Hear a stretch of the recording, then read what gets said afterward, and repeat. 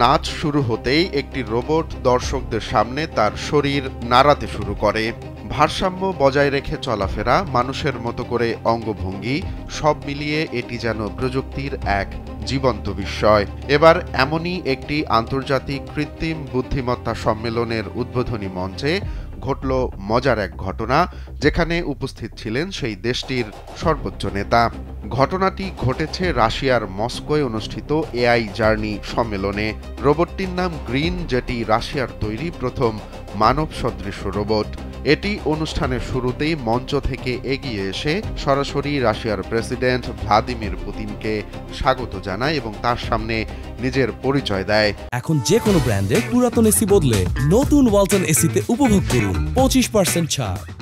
Robot green এ সময় দর্শক ও পুতিনকে জানায় সে কোনো প্রোগ্রাম শো নয়, বরং প্রযুক্তির একটি বাস্তব রূপ।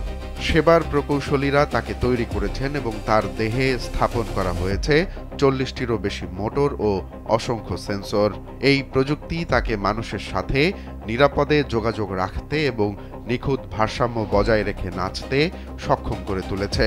এরপরই রোবটটি পুতিনকে তার একটি বিশেষ নাচ দেখানোর প্রস্তাব দেয়। প্রিয় একটি সুরের তালে তালে গ্রিন যখন নাচতে শুরু করে, তখন পুরো হলে উচ্ছ্বাস ছড়িয়ে পড়ে। নাচ শেষে পুতিন রোবটটির প্রশংসা করে বলেন, খুব সুন্দর হয়েছে, তোমাকে ধন্যবাদ।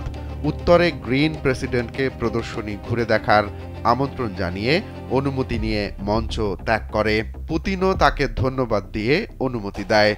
রোবট প্রযুক্তিতে রাশিয়ার এই অগ্রগতি সম্মেলন থেকে ছড়িয়ে পড়েছে সারা বিশ্বে, আর এর পরপরই আলোচনার কেন্দ্রবিন্দু হয়ে ওঠে দেশটির প্রযুক্তি খাতের এই অভূতপূর্ব সাফল্য।